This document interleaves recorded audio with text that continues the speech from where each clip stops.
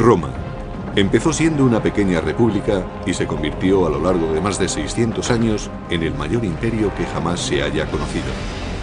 En su apogeo llegó a extenderse desde Londres hasta Bagdad, gracias al que fue el primer ejército profesional.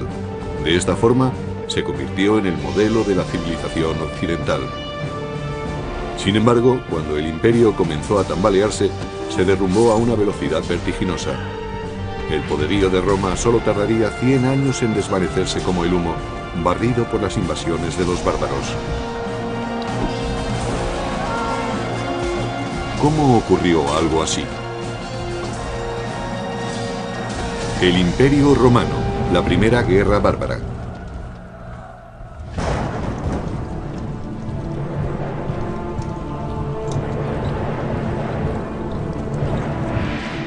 Estamos a finales del siglo II a.C., 100 años antes de la crucifixión de Jesús, una década antes del nacimiento de Julio César. Roma se enfrenta a una transición que cambiará su destino para siempre. Se avecinan tiempos de conquista. Roma había estado expandiéndose con éxito por tierras extranjeras durante alrededor de 150 años. Había derrotado a Cartago en África, su gran enemigo mediterráneo, y empezaba a extenderse por el norte hasta España, aunque estas conquistas resultaron difíciles de mantener. Pero mientras Roma conquistaba un lugar en el mundo mediante brutales campañas, la República se enfrentaba a un cataclismo que forzaría a los romanos a cambiar el sistema senatorial por la dictadura absoluta de un emperador.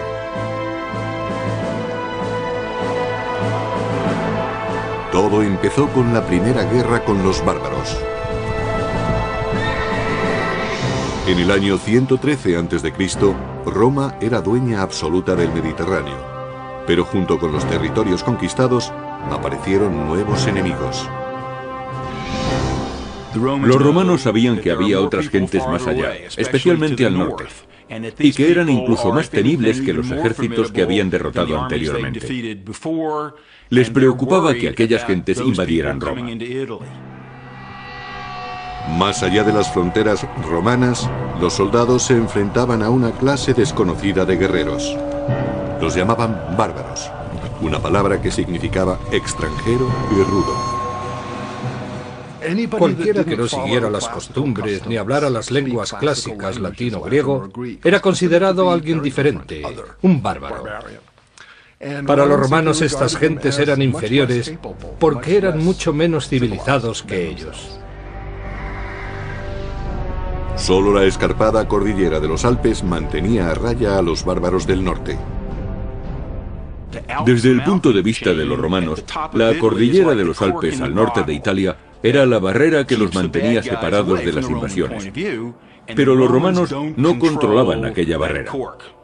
Sabían que podía ser rebasada en cualquier momento y temían que el enemigo entrara en Roma a través de ella.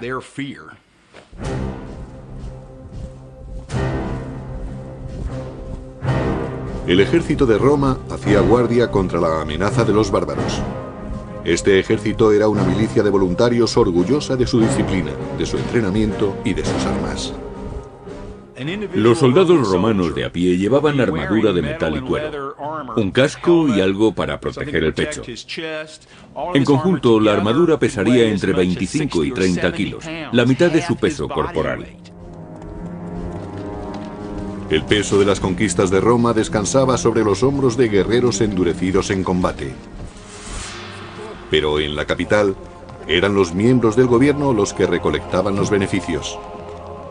Roma todavía no era un imperio, sino una república dirigida por el Senado. En la cima política había 2 cónsules electos. Eran los cargos civiles y militares más altos y con mayor poder de Roma. Por encima de todo estaba la dirección del ejército. La seguridad nacional era lo primero. Pero debido a su alta posición, los cónsules ostentaban también un papel muy importante en la política y en la legislación. A pesar de que la República Romana se regía por ideales democráticos, los hombres no nacían iguales. A pesar de que los soldados ganaran numerosas batallas para Roma, jamás podrían aspirar a ser cónsules. El más alto cargo del Estado estaba reservado a familias importantes, como la de Gnaeus Papirius Carbo. Un número muy reducido de familias dominaba las elecciones a cónsul, debido a que en Roma se creía que eran imprescindibles los honores que provenían directamente de personas distinguidas de la sociedad.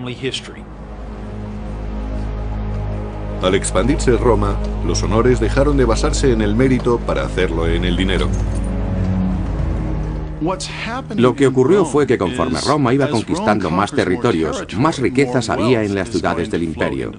Y las riquezas ligadas al poder corrompían a ciudadanos y aristócratas por igual. Según se conseguía más poder con las riquezas, más atractivas eran estas para la sociedad romana y más peso tenían en la política. Gracias a su fortuna, Carbo pudo comprarse el puesto de cónsul. El sistema electoral en Roma, a finales de la República, era extremadamente corrupto. Había personas que otorgaban toda clase de prebendas, hacían regalos o simplemente pagaban para conseguir votos. Pero al norte de Europa, una peligrosa tribu desconocida hasta entonces, la de los cimbrios, avanzaba desde sus poblados hacia territorio romano. Sin ningún atisbo de civilización, los cimbrios infundían terror, según relata el antiguo historiador y biógrafo Plutarco. Se creía que eran tribus germánicas, debido a su gran estatura y al color azul claro de los ojos. Además, su nombre, cimbrios, es el término germánico para saqueadores. Conducidas por un gran líder, Boiorix, sus hordas dejaban un rastro de destrucción allá por donde pasaban. Eran gentes características de la Edad de Hierro. Todavía hoy no se sabe exactamente qué es lo que buscaban. Quizá quisieran apoderarse de provincias que se habían hecho ricas comerciando con Roma. Es posible que solo buscaran la fortuna de las tierras próximas al Mediterráneo. Los cimbrios no eran los únicos a los que atrajo la creciente riqueza de Roma. Más hacia el sur, otras dos tribus bárbaras se unieron a ellos, los teutones y los ambrones. Los ejércitos bárbaros combinados se dirigieron directamente a territorio romano a través de un paso alpino, solo guardado por los habitantes de Noricum o Nórica.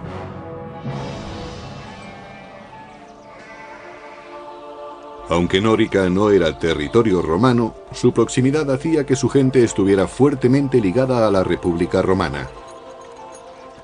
Nórica era una región situada en el territorio que ocupa la Austria moderna. Los romanos llamaban a sus habitantes Norici debido al nombre de la región, Noricum.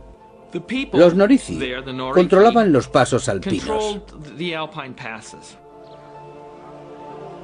Los romanos comerciaban también con los Noirici, pues tenían fama por su habilidad en el trabajo de los metales preciosos y del hierro. La riqueza de los Norici se basaba fundamentalmente en materias primas tales como oro, plata y sal. La minería de la sal era muy importante en los Alpes. Los romanos necesitaban grandes cantidades de sal para usarla como conservante y requerían ese conservante permanentemente. Los pueblos de Nórica eran una tentación irresistible para los despiadados guerreros cimbrios. No les faltaban armas, por lo que podían iniciar un saqueo en cualquier momento. En el segundo y primer siglo antes de Cristo, los cimbrios tenían espadas, lanzas y escudos. Los cascos eran muy raros, pero estaban equipados con un armamento muy efectivo. Pero los bárbaros ansiaban algo más que las riquezas de los habitantes de Nórica. Los bárbaros del norte emigraban para conquistar nuevas tierras. Su objetivo no era simplemente realizar una incursión y marcharse. Querían vivir cerca de Roma. Los artesanos de Nórica no tenían ninguna posibilidad contra los guerreros del norte.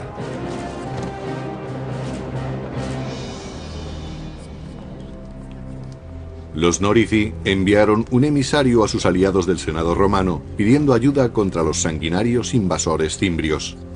Para ello se dirigieron al aristócrata Carbo, cuyas maniobras políticas habían dado finalmente sus frutos. Ahora ocupaba el puesto de cónsul, el hombre más prestigioso de toda Roma. Carbo ordenó a su ayudante que empezara los preparativos para la guerra. Tenía solo un año para ganar la gloria y la riqueza que da la victoria. Tenía que demostrar sus cualidades de dirigente por medio de un acto viril. Y ese acto viril era hacerse con el éxito en el campo de batalla.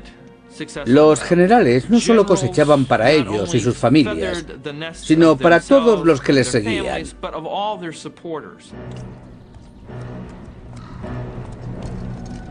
Carbo aceptó el reto y llevó sus tropas a Nórica. A pesar de su total inexperiencia en las artes de la guerra, estaba ansioso por demostrar que era algo más que un acaudalado senador. Llegó a Nórica apoyado por los soldados del ejército romano. Tras un siglo de victorias, estos soldados tenían plena confianza en sí mismos. Los cimbrios se defendieron diciendo que no sabían que no podían estar en aquel territorio y les mandaron embajadores. Los bárbaros no habían visto nunca una fuerza tan bien equipada y disciplinada. Su caudillo, Boirix, le dijo a Carbo que su gente solo quería regresar a su hogar pacíficamente, y Carbo estuvo de acuerdo en que se marcharan. Pero hay poca gloria en una tregua, y el general romano preparó un plan para conseguir la victoria que tanto necesitaba. Carbo simuló que iba a negociar, pero envió sus tropas por un atajo para atacar a los cimbrios antes de que regresaran los embajadores. Esperaba así conseguir el triunfo. Pero su plan fracasó. El cónsul romano Carbo consiguió engañar a los cimbrios, pero fue precisamente ese engaño lo que le trajo la desgracia. Algunos embajadores cimbrios lograron sobrevivir y denunciaron la traición de Roma al regresar a su campamento. Furiosos, los bárbaros juraron que no cejarían hasta cobrarse una sangrienta venganza.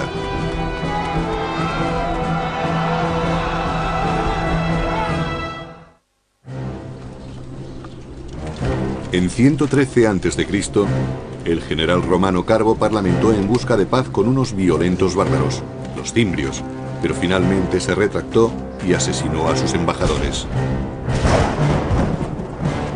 Su traición despertó la ira de los bárbaros, quienes daban un gran valor a la palabra dada. Jurando vengar a sus camaradas caídos, los cimbrios devolvieron el golpe con súbita furia. Así lo escribió el biógrafo clásico Plutarco. Su valor y osadía no tenían parangón. Se lanzaron a la batalla con la velocidad del rayo. Nada podía detenerles.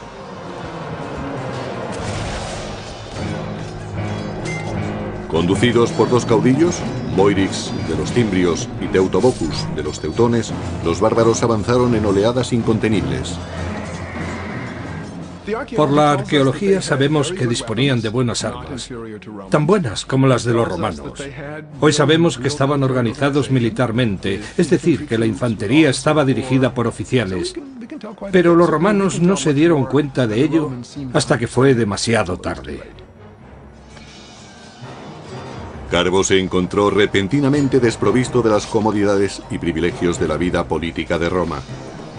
Allí el lenguaje del poder era hablado con sangre y acero. Como cónsul magistrado jefe de la guerra, había fallado miserablemente. Debido a que el cargo de magistrado jefe de la guerra solo duraba un año, quien lo ocupaba solía ser un novato en el campo de batalla. Era frecuente que la dirección de la guerra estuviera en manos de ineptos y que ocasionalmente acabara en un desastre para Roma. La batalla de Nórica fue uno de esos desastres. Al final, los romanos evitaron ser masacrados gracias a una tormenta descomunal que descargó con fuerte aparato eléctrico truenos y lluvia.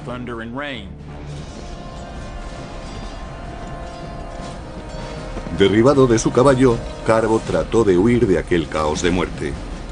Pero escapó de la batalla solo para suicidarse, pues había caído en desgracia ante Roma y ante los ojos de los dioses. Los dioses salvaron a los romanos, pero solo después de que un gran número de ellos hubiera muerto. Dedujeron que los dioses estaban descontentos con el comportamiento de Roma. A pesar de lo ocurrido, los romanos siguieron creyendo que solo los aristócratas podían conducirlos a la victoria. Los romanos creían que lo antiguo era lo bueno y que lo nuevo era peligroso. Por eso los políticos y líderes preferían personas procedentes de una familia con un amplio historial. A lo largo de la década siguiente, una serie de nobles más arrogantes que capaces dirigieron los ejércitos para proteger la provincia que Roma tenía en las Galias. Se enfrentaron a los bárbaros en Tolosa, Burdigalia y finalmente en Aurasio, ciudades que hoy en día conocemos como Toulouse, Burdeos y Orange. En cada combate los bárbaros derrotaron completamente a las legiones romanas. Los romanos tenían su propia manera de combatir. En la película Gladiator se muestra una representación perfecta de cuando Roma combatía. Preparaban durante horas el orden de combate y luego se lanzaban al ataque. En contraste, el contraataque de los bárbaros era impredecible y devastador para las filas romanas. Si un soldado de una fila caía abatido, el que estaba detrás de él ocupaba su puesto. Los soldados veían la muerte muy de cerca.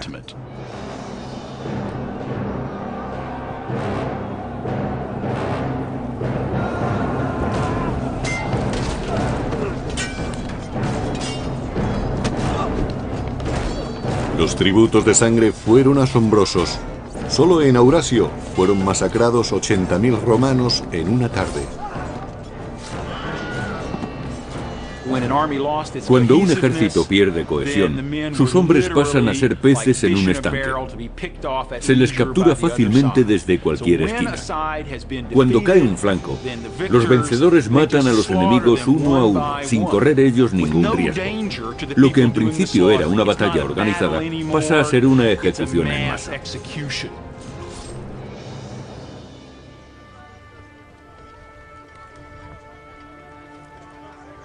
En el año 105 a.C., los cimbrios y sus aliados deseaban algo más que la sangre y el botín de Roma. Algunos miembros del clan habían ido allí a echar raíces. Eran agricultores y comerciaban con sus productos. Vivían en pequeños poblados. Cultivaban trigo, cebada, centeno, avena y mijo, una amplia variedad de cereales. También cultivaban lentejas, garbanzos y habas. El ganado era extremadamente importante. Criaban cerdos, cabras y corderos. La nueva situación alarmaba a los romanos. Para ellos, la amenaza no eran solo los guerreros bárbaros, sino también sus mujeres.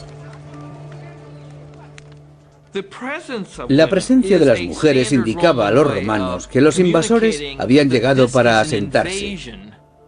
En otras palabras, eran grupos que llegaban para alterar significativamente la forma de vida romana, amenazando a sus valores fundamentales.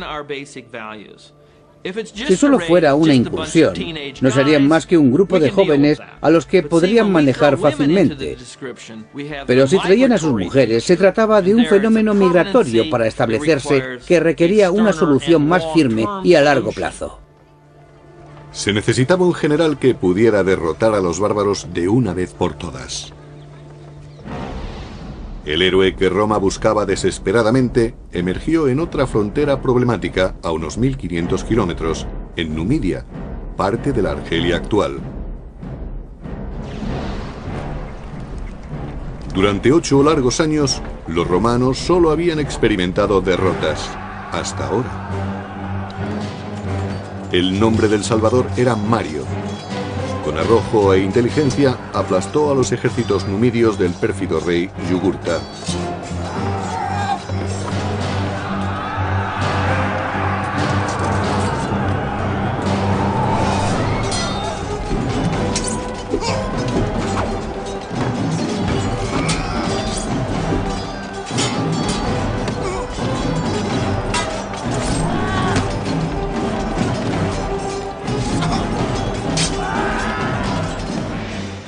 Roma necesitaba grandes soldados, y Mario era el mejor que había tenido.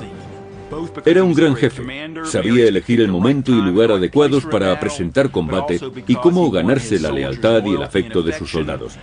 Cavaba trincheras junto a ellos. Comía la misma comida y estaba en mejor forma que ellos, aun siendo los soldados mejor preparados del mundo. Y lo hacía con naturalidad, pues Mario no era ningún aristócrata y hablaba con orgullo de sus orígenes humildes. No sé quiénes fueron mis antepasados, pero puedo enseñar mis medallas y otros honores militares, por no hablar de mis cicatrices, todas ellas ganadas en batalla. Estos son mis títulos de nobleza. Ahora, cuando los bárbaros del norte se acercaban, los romanos recurrieron a Mario, su última esperanza. Al final del segundo siglo a.C., una tribu bárbara muy violenta, los cimbrios, junto con sus aliados los teutones y los ambrones, arrasaron la frontera del norte. Una aterrorizada Roma recurrió entonces a su mejor general, el nuevo cónsul Mario. Era un probado jefe militar, y los romanos no querían fallar ahora contra los teutones y los cimbrios, que habían derrotado ejército tras ejército. Había que resolver inmediatamente el problema enviando a la batalla a un líder capacitado. Pero el gran Mario no podía dirigir sin hombres que le siguieran. Devastada tras una década de guerra, Roma pasaba por una escasez crítica de soldados. Los romanos llevaban años de luchas contra las tribus germánicas, y en esos años, el 113, 109, 107, 106 y 105 a.C., perdieron a muchos hombres en el campo de batalla. Por tanto, se enfrentaban a una terrible crisis. A pesar de una enérgica campaña de reclutamiento, Mario no logró encontrar suficientes terratenientes que quisieran luchar. Para ingresar en el ejército romano en la Alta República había que tener propiedades, recursos, y eso causaba problemas al ejército romano a la hora de conseguir un número suficiente de soldados. La solución de Mario fue tan sencilla como radical. Envió a reclutar soldados entre las gentes pobres que no poseían tierras. Si no había que tener propiedades para ser ciudadano romano, ¿por qué tenerlas para ser legionario? Muchos querían ser soldados, era un buen trabajo y muy emocionante. Brindaba buenas oportunidades para el saqueo, lo que garantizaba vino, mujeres y diversión. Y ofrecía la posibilidad de ver mundo a costa del gobierno. Ocurrió lo mismo que hoy en día en las oficinas de reclutamiento. Mario permitió que cualquiera pudiera ingresar en el ejército, con lo que Roma dispuso de una cantera de hombres mucho más extensa para formar sus legiones. En la sociedad romana convivían muchísimos más pobres que gente de clase media. La vieja guardia medía a los reclutas por sus ganancias. Mario eligió a los suyos por su aptitud para el combate. Si podían enfrentarse a un legionario, podrían enfrentarse a los bárbaros. Al extender la búsqueda de legionarios a todo el proletariado, se consiguió inmediatamente que el soldado corriente dependiera aún más del éxito del jefe. Se suponía que el general debía mantener a los soldados que trabajaran bajo sus órdenes y ser generoso con ellos. Atraídos por la promesa de ganar riquezas, surgió una nueva clase de soldados romanos. Mario prometió darles todas las armas y formación que necesitaran. Os enseñaré a derrotar al enemigo, a no temer más que a la desgracia, a dormir en el suelo y a luchar con el estómago vacío. En el año 104 a.C., Mario se dirigió con su ejército a las Galias para enfrentarse a los cimbrios. Por suerte para los romanos, los bárbaros eligieron ese preciso momento para abandonar las Galias e invadir Hispania. Aquel error táctico dio a Mario un tiempo precioso. Mario formó un nuevo ejército partiendo de la nada y consiguió que sus soldados se endurecieran y se desvivieran por su ejército. Mario introdujo muchas innovaciones en el ejército. Entre otras cosas, distinguió cada legión con un águila de plata como estandarte. También entrenó a sus hombres para que llevaran su equipo. Así se desplazaban más rápidamente. Pero a veces iban tan cargados que decían de sí mismos que eran las mulas de Mario. Por tanto, no necesitaban animales de carga para llevar a su ejército al combate. Ellos mismos hacían de mulas. Aquello les hacía más efectivos, más flexibles. Fue precisamente esa flexibilidad de las legiones lo que hizo que triunfaran las reformas de Mario, además de la estandarización del equipo.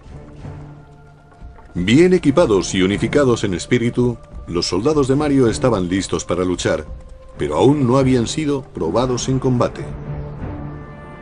Pasaron 2 años sin que aparecieran los bárbaros, pero seguían inspirando temor. Los romanos ignoraron los antiguos límites del mandato consular y reeligieron cónsul a Mario como magistrado jefe de la guerra. Para resolver parte del problema de la amenaza del norte, le dieron a Mario un mando extraordinario en los años 104, 103, 102, 101 y 100 para que siguiera siendo cónsul. Lo reeligieron una vez tras otra. Finalmente, la amenaza fantasma se hizo real en el año 102 a.C. Los cimbrios, teutones y ambrones partieron del norte y del oeste en dirección hacia Roma. Mario construyó una fortaleza cerca de Aurasio y envió otro destacamento para proteger Nórica. Sobre todo, debían proteger los accesos alpinos a Roma. Al cabo de unas semanas, la mitad de la horda de teutones y ambrones rodeaban el fuerte de Mario. Una visión terrible, según Plutarco. Sus tropas parecían infinitas. Su visión era espantosa. Su forma de hablar y sus gritos no se parecían a nada que hubieran oído antes. Sin embargo, Mario obligó a sus soldados a fijarse en ellos y a aprender. Mario era un militar brillante. Conocía la vida, la forma de pensar y la psicología de los soldados. Mario hizo que la República Romana confiara en que podían derrotar a los bárbaros más fieros del mundo. La fortaleza se mantuvo, y aunque los teutones y los ambrones no pudieron pasar, una fuerza de 150.000 hombres se dirigió hacia el sur en busca de otro paso entre los montes. Los romanos le siguieron a la distancia, sin prisas, esperando el momento y el lugar oportuno. Mario eligió el campo de batalla perfecto desde donde lanzaría el poderío de su poco convencional ejército.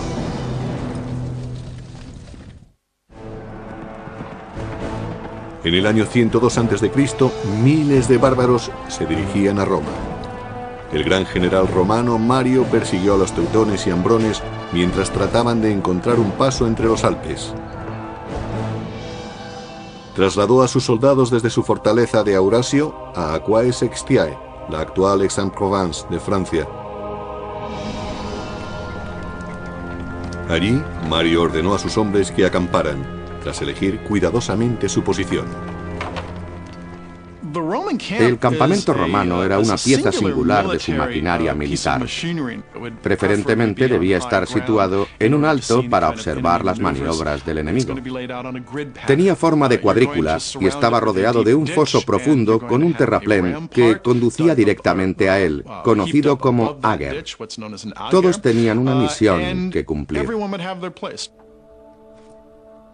Solían tener una característica adicional que este campamento particular no poseía. De acuerdo con Plutarco, Mario eligió una posición que no estaba bien abastecida de agua. Se dice que lo hizo deliberadamente para animar a sus soldados a la lucha.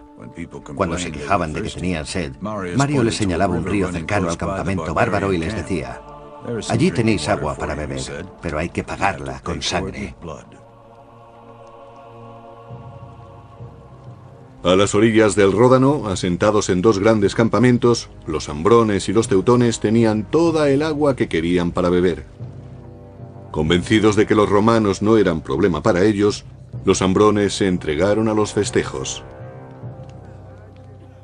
Los romanos, especialmente los soldados corrientes, tenían miedo a los bárbaros que estaban más al norte, los de climas más fríos. Los climas extremos endurecían a los hombres. Eran mucho más grandes que los romanos, gritaban más que ellos y desde el punto de vista romano olían muy fuerte.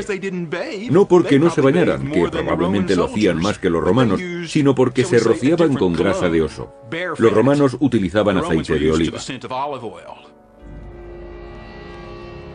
Los bárbaros no sospecharon del peligro que se escondía en el bosque. Un pequeño contingente de soldados enviados por Mario les acechaba. Los soldados romanos tenían miedo. Eran realistas. Sabían que se enfrentaban de cerca a la muerte. Ellos, al igual que sus enemigos, no mataban a distancia.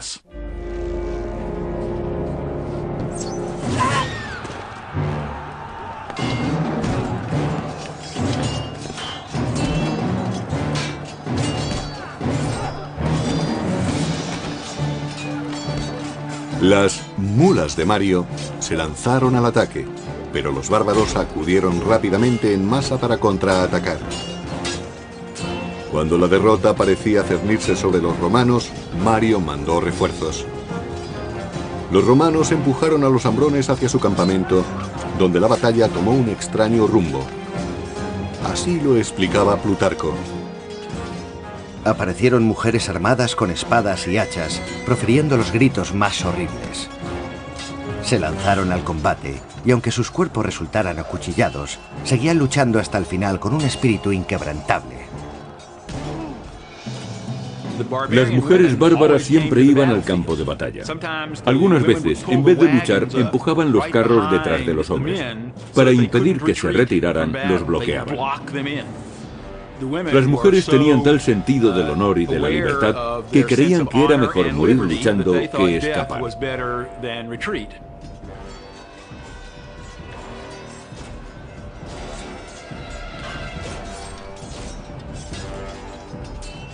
Para los romanos, aquellas mujeres resultaban increíblemente valientes y bravas.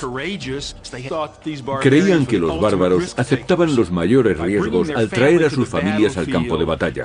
Lo arriesgaban todo a una jugada. Su lema era vencer o morir, y eso incluye a todos, hombres, mujeres, niños y recién nacidos. Pero los romanos también tenían algo que proteger, su tierra y su honor. Con las artes que Mario les había enseñado, consiguieron su primera victoria contra los invasores germánicos en más de una década.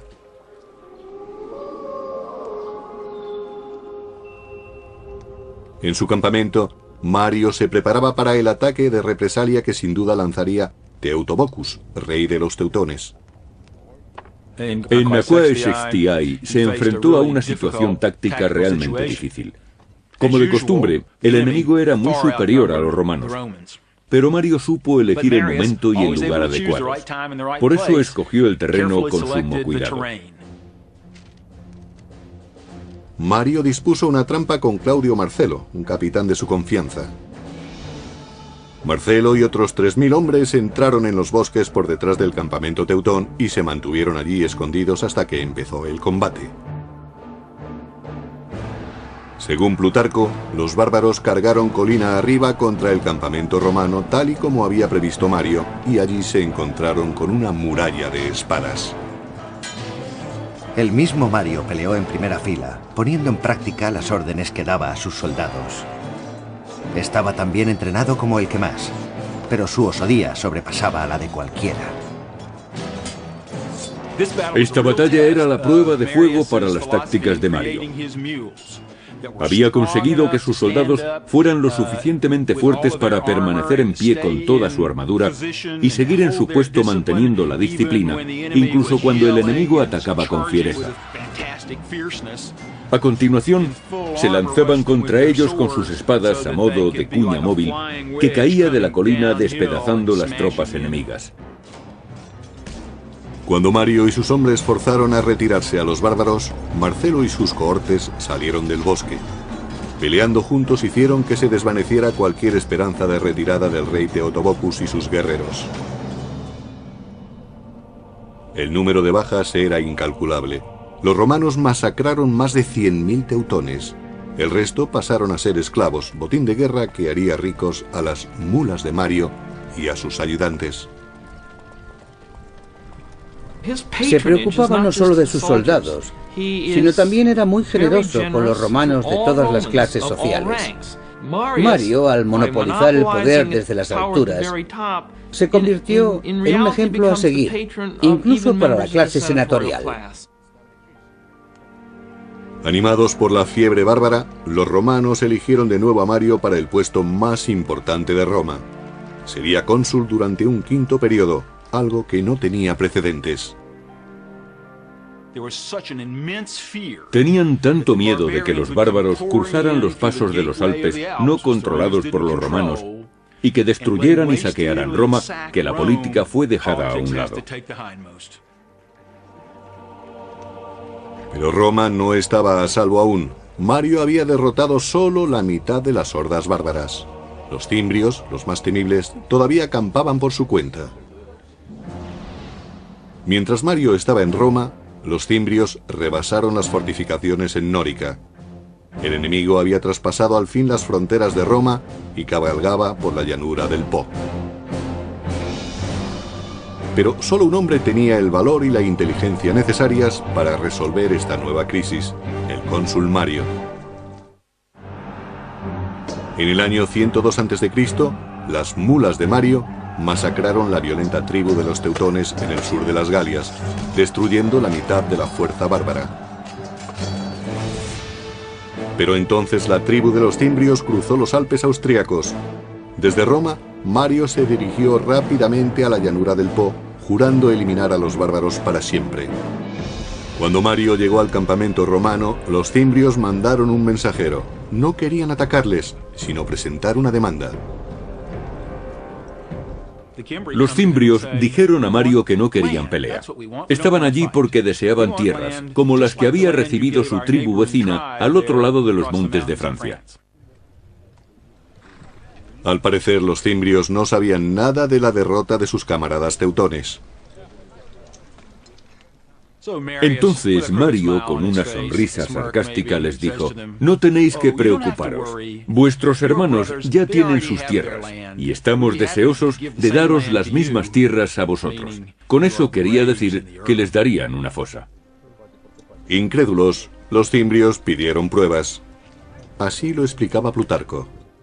Mario, fingiendo solemnidad, les dijo: vuestro amigo está aquí, no os vayáis sin saludarlo. Y ordenó que Teutobocus, rey de los teutones, fuese llevado ante él cargado de cadenas. Mario no firmó ningún tratado con los cimbrios y su enviado se marchó jurando vengar a su aliado vencido.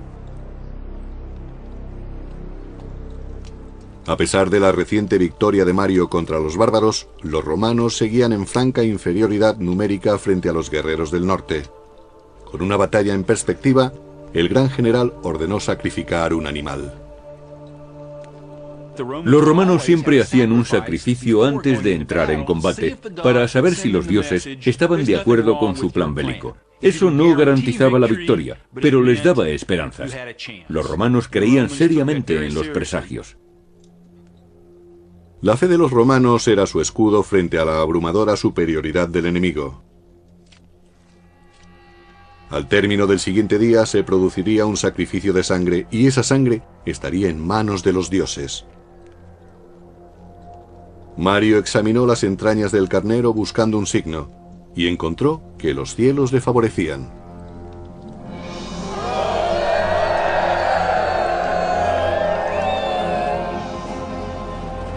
En el año 101 a.C., toda Roma sufría mientras los dos enemigos mortales se enfrentaban en la aldea de Vercelli, en la moderna Italia. Formada por 15.000 jinetes, la caballería de los cimbrios avanzó por el campo de batalla. Le seguía de cerca su temible infantería, miles de hombres en masa corriendo a toda velocidad. Cuando los romanos establecieron su línea de combate, Mario hizo una última petición a los dioses. Así lo explicaba Plutarco. Mario lavó sus manos y las alzó al cielo, jurando ofrecer un sacrificio de 100 bestias si conseguía hacerse con la victoria. En conjunto, los romanos contaban con algo más de 50.000 hombres para enfrentarse al doble de cimbrios. Eran la pesadilla de los romanos, pero Mario supo burlar al enemigo. Situó sus tropas de forma que el sol saliera por detrás de sus soldados, para que cuando estuviera en el cenit, se reflejara en las armaduras y éstas proyectaran destellos. Los bárbaros creyeron que el cielo estallaba en llamas y que los dioses estaban ayudando a sus enemigos. Notando la súbita ansiedad de los cimbrios, los romanos atacaron.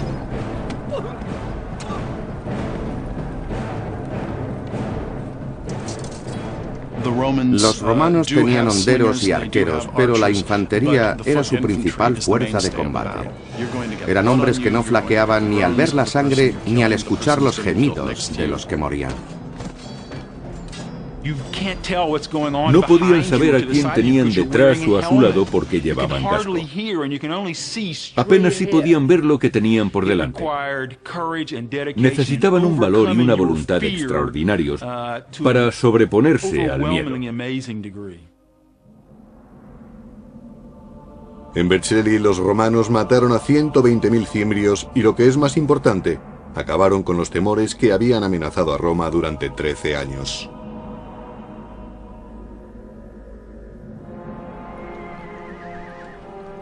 Tras la guerra, Mario volvió a Roma convertido en héroe. La multitud lo ensalzó como salvador de la República. A pesar de la vieja ley que no permitía ser cónsul 2 veces consecutivas, fue aclamado nuevamente para el puesto. Al hacerse de nuevo con el poder para el pueblo, Mario se acercaba cada vez más al concepto de jefe absoluto, el emperador. Y eso era exactamente lo que la aristocracia temía. Desaparecido el peligro de los bárbaros, muchos nobles se declararon abiertamente hostiles a Mario. Para permanecer en el poder, Mario tenía que buscar apoyos, y para ello acudió a políticos corruptos, partidarios del soborno y el asesinato. Desgraciadamente, Mario no supo elegir bien a sus aliados. En el terreno político, Mario no era decisivo, ni tenía la perspicacia que había tenido en combate con las lanzas y las espadas. Celoso de otros potenciales líderes militares, Mario ordenó asesinar a muchos de sus rivales. Bajo el mandato de Mario, la violencia se impuso al debate a la hora de dilucidar diferencias políticas. El general había salvado a Roma, solo para recortar el poder de la República. Sin embargo, Mario nunca perdió el afecto popular. En el año 86 a.C., poco antes de su muerte, le volvieron a elegir para un extraordinario 7º mandato consular. Dejó un legado de poder en manos de los militares y un legado de apoyo popular para el hombre que ostentara ese poder. Supuso un punto de inflexión que cambiaría el equilibrio de poder. En lugar de controlar el sistema consular entre varias familias, lo haría un único jefe militar. A partir de ese momento, el poder del dinero y el respaldo popular serían usados tanto como apoyo como para amenazar a los enemigos políticos. Y eso, al final, acabó convirtiéndose en un problema para la gobernabilidad de Roma. Cuando el imperio comenzaba a deslizarse lentamente hacia la dictadura, Roma entraría en un periodo de injusticia política y en una guerra de la que jamás se libraría. Manos a cambiar el sistema senatorial por la dictadura absoluta de un emperador.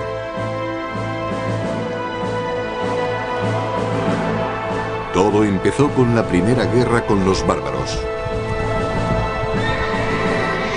En el año 113 a.C., Roma era dueña absoluta del Mediterráneo, pero junto con los territorios conquistados aparecieron nuevos enemigos. Los romanos sabían que había otras gentes más allá, especialmente al norte, y que eran incluso más temibles que los ejércitos que habían derrotado anteriormente. Les preocupaba que aquellas gentes invadieran Roma. Más allá de las fronteras romanas, los soldados se enfrentaban a una clase desconocida de guerreros. Los llamaban bárbaros, una palabra que significaba extranjero y rudo. Cualquiera que no siguiera las costumbres.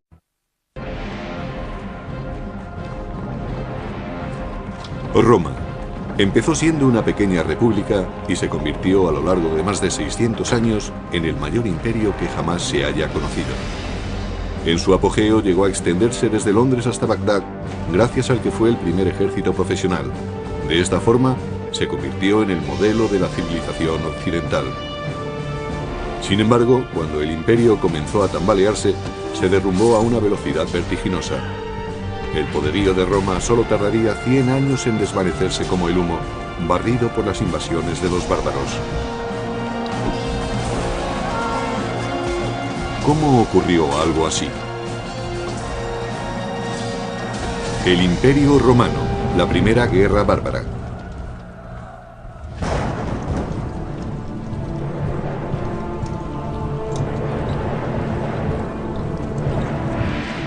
Estamos a finales del siglo II a.C., 100 años antes de la crucifixión de Jesús, una década antes del nacimiento de Julio César. Roma se enfrenta a una transición que cambiará su destino para siempre. Se avecinan tiempos de conquista. Roma había estado expandiéndose con éxito por tierras extranjeras durante alrededor de 150 años. Había derrotado a Cartago en África, su gran enemigo mediterráneo, y empezaba a extenderse por el norte hasta España, aunque estas conquistas resultaron difíciles de mantener. Pero mientras Roma conquistaba un lugar en el mundo mediante brutales campañas, la República se enfrentaba a un cataclismo que forzaría a los romanos, Ni hablar a las lenguas clásicas, latino, griego, era considerado alguien diferente, un bárbaro. Para los romanos estas gentes eran inferiores porque eran mucho menos civilizados que ellos. Solo la escarpada cordillera de los Alpes mantenía a raya a los bárbaros del norte. Desde el punto de vista de los romanos, la cordillera de los Alpes al norte de Italia era la barrera que los mantenía separados de las invasiones. Pero los romanos no controlaban aquella barrera. Sabían que podía ser rebasada en cualquier momento y temían que el enemigo entrara en Roma a través de ella.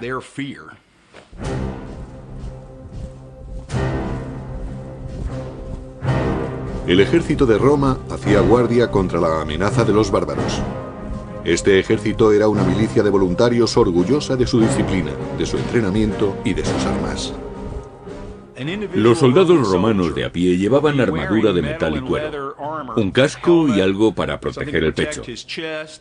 En conjunto, la armadura pesaría entre 25 y 30 kilos, la mitad de su peso corporal. El peso de las conquistas de Roma descansaba sobre los hombros de guerreros endurecidos en combate. Pero en la capital, eran los miembros del gobierno los que recolectaban los beneficios. Roma todavía no era un imperio, sino una república dirigida por el Senado. En la cima política había 2 cónsules electos. Eran los cargos civiles y militares más altos y con mayor poder de Roma. Por encima de todo estaba la dirección del ejército. La seguridad nacional era lo primero.